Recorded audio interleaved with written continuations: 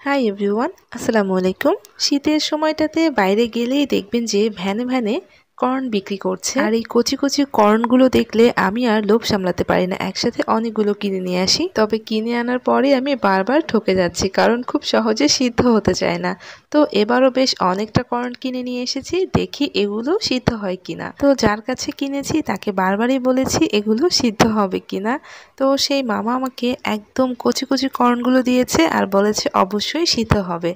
আমি একসাথে 5টা আজকে আপনাদেরকে ছিলে দেখাবো। দেখতে পাচ্ছেন এগুলো কিন্তু একদম ছোট কচি কর্ন, আর কচি কর্নগুলো হলেই কিন্তু ভালোভাবে সিদ্ধ হতে যাবে। তো আমি কর্নগুলোকে ছিলে নিচ্ছি। এই সময়টা যেহেতু প্রচুর পরিমাণে কচি কর্নগুলো পাওয়া যায়, তো আপনারা এই সময় বেশ অনেকটা পরিমাণে কিনে নিয়ে এসে এগুলোকে অনেকদিন পর্যন্ত সংরক্ষণ করে রেখে দিতে পারেন। আর যখনই কর্ন খাওয়ার ক্রেভিংস উঠবে চট করে বের করে বানিয়ে নেবেন। আমি আপনাদেরকে এভাবে আঙুলের সাহায্যে চাপ দিয়ে দেখাচ্ছি, দেখেন এগুলো কতটা কচি যে চাপ দিতেই ভেঙে যাচ্ছে। আর এভাবে আমি সবগুলো ভুট্টা ছিলে নিচ্ছি।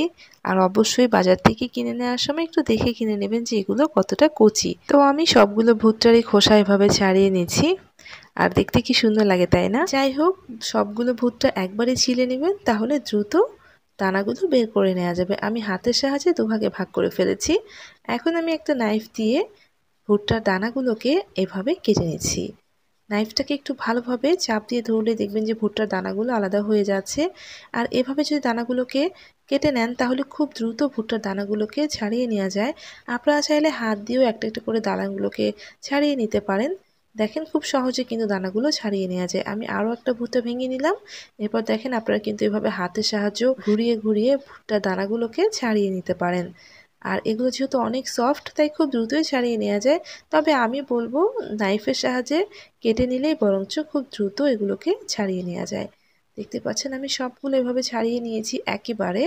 এখন এগুলোকে আমি সিদ্ধ করতে যাচ্ছি। চুলায় প্যান বসিয়ে দিয়ে বেশ অনেকটা পরিমাণে পানি দিয়েছি। চুলার আঁচটা কিন্তু বন্ধ রয়েছে। বেশ অনেকটা পরিমাণে পানি দিয়ে আমি সবগুলো ভুট্টার দানা এর মধ্যে দিয়ে দিলাম। এরপর এর মধ্যে 1 চা চামচ লবণ দিয়ে দিলাম। তারপর আমি চুলার জালটাকে জ্বালিয়ে দিলাম। আর চুলার আঁচটা কমিয়ে দিয়ে ঢাকনা দিয়ে ঢেকে সিদ্ধ করে নিব যতক্ষণ না ভুট্টাগুলো খুব ভালোভাবে সিদ্ধ হচ্ছে। আপনারা কিন্তু প্রেসার কুকারেও এগুলোকে সিদ্ধ করে নিতে পারেন। আমি আপনাদেরকে চেক করে দেখাচ্ছি যে ভুট্টাগুলো সিদ্ধ হয়েছে কিনা। পানিটা কিন্তু একদমই কমে এসেছে। আপনারা পানিটা পুরোপুরি শুকিয়ে ফেলবেন, তাহলে বেশি ভালো হয়। আমি একটা আপনাদেরকে চেক করে দেখাচ্ছি। দেখেন হাতের সাহায্যে এভাবে চাপ দিলে যখন দেখবেন যে ভুট্টাটা এরকম নরম হয়ে যাচ্ছে, তখন বুঝতে হবে যে আপনার ভুট্টাটা ভালোভাবে সিদ্ধ হয়েছে। দেখেন একটু চাপ দিতে ভুট্টাটা ভেঙে যাচ্ছে, তার মানে খুব ভালোভাবে সিদ্ধ হয়ে গিয়েছে। এই ভুট্টাগুলোকে আপনারা পানি ঝরিয়ে ঠান্ডা করে এয়ারটাইট কন্টেনারে রেখে ডিপ ফ্রিজে সংরক্ষণ করতে পারেন। এখন আমি একটা বাটি নিয়েছি, তার মধ্যে আমি 1 টেবিল চামচের মতো বাটার দিয়ে দিলাম। তারপর চুলায় রেখে দেয়া গরম ভুট্টাটা আমি এভাবে স্পুন দিয়ে তুলে নিচ্ছি পানি ঝরিয়ে, তারপর এই বাটারের মধ্যে দিয়ে দিচ্ছি। আপনারা যখন সুইট কর্ন বানাবেন অবশ্যই ভুট্টাটাকে চুলার উপরেই রেখে দিবেন, যাতে ভুট্টাটা একদম গরম থাকে। আর এই গরম ভুট্টাটা নিয়ে এসে বাটারের মধ্যে দিয়ে খুব ভালো করে মিক্সড করে নিচ্ছি। এখন এর মধ্যে আমি আধা চা চামচ বিট লবণ দিলাম, দিয়ে দিচ্ছি সামান্য একটু কালো গোলমরিচের গুঁড়া, আধা চা চামচ লাল মরিচের গুঁড়া, দিচ্ছি আধা চা চামচ চাট মশলা বা চটপটি মশলা, আর দিচ্ছি লেবু। আমি লেবুটাকে কেটে দুভাগে ভাগ করে নিচ্ছি, তবে লেবুর পরিমাণটা খুব বেশি না, কয়েক ফোঁটা লেবুর রস দিলেই হয়ে যাবে। এখন আমি এর মধ্যে কয়েক ফোঁটা লেবুর রস দিয়ে দিচ্ছি আর সব কিছুকে খুব ভালো করে মিক্স করছি। আর অবশ্যই আপনারা ভুট্টার পানিটাকে একদম শুকিয়ে ফেলবেন যদি আপনারা সুইট কর্ন তৈরি করেন।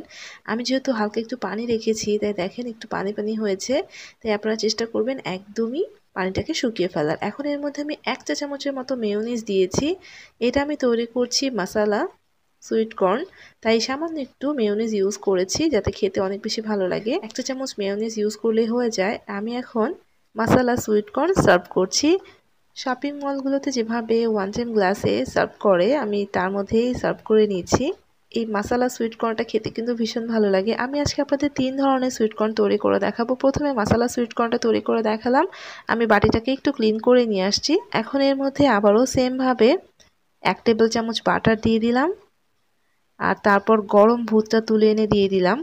আর অবশ্যই পানিটাকে ঝরিয়ে নেবেন। আমি একটু পানিটাকে ঝরাই নিই, তাই একটু পানি পানি হয়েছে। সামান্য একটু বিট লবণ দিলাম, আর দিচ্ছি 1 চা চামচের থেকেও একটু বেশি পাউডার সুগার বা গুঁড়া চিনি দিয়েছি যাতে খুব দ্রুত গলে যায়। কয়েক ফোঁটা দিয়েছি লেবুর রস, কয়েক ফোঁটা না, আধা চা চামচের মতো লেবুর রস দিয়েছি। আর দিচ্ছি মেয়োনিজ। আমার মেয়োনিজটা অনেক ঠিক ছিল তাই আমি একটু দুধ অ্যাড করে পাতলা করে নিয়েছি। আমি এখানে 3 টেবিল চামচের মতো মেয়োনিজ ইউজ করেছি। আপনারা চাইলে কম করে ইউজ করতে পারেন, তবে সুইট কর্নে মেয়োনিজ খেতে অনেক বেশি ভালো লাগে। এখন এর মধ্যে আমি চাট মশলা দিয়ে দিলাম আধা চা চামচ পরিমাণে। সবকিছুকে ভালোভাবে মিক্সড করে নিয়েছি আর সেম ভাবে সার্ভ করে নিয়েছি। এই সুইট কর্নটা সবচেয়ে বেশি মজা, আমার কাছে এটাই খেতে সবচেয়ে বেশি ভালো লাগে। তো আমি শপিংয়ে গেলেও দেখা যায় যে আমার এইটাই বেশি নেওয়া হয়ে থাকে।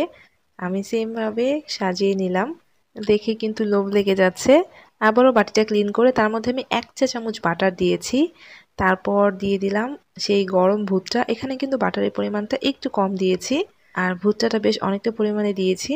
আর দিচ্ছি চাট মশলা সামান্য একটু পরিমাণে, বিট লবণও দিলাম আধা চামচের মতো।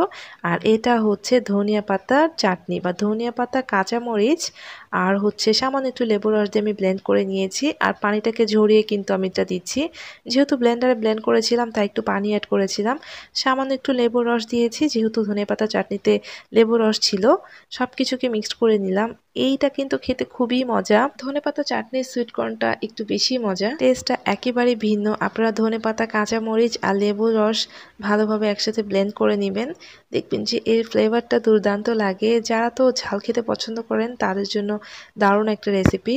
মেয়োনিজ সুইট কর্ন, মাসালা সুইট কর্ন এটা তো খুবই অ্যাভেলেবল, কিন্তু এই যে ধনেপাতা দিয়ে সুইট কর্নটা একটু কম পাওয়া যায়, তবে ইন্ডিয়াতে কিন্তু এটা অনেক বেশি পাওয়া যায়। খেতে খুবই মজা। যারা এটা তৈরি করেননি তারা বাসায় তৈরি করতে পারেন। তো কচি সুইট কর্ন কিনে এনে সংরক্ষণ করে রাখবেন আর যখনই ক্রেভিংস উঠবে তখনই তৈরি করে খেয়ে নেবেন। তো আজকের পর্বটা ভালো লাগলে প্লিজ লাইক দিতে ভুলবেন না আর অবশ্যই চ্যানেলটাকে সাবস্ক্রাইব করে সাথেই থাকবেন। সবাই ভালো থাকবেন। আল্লাহ হাফেজ।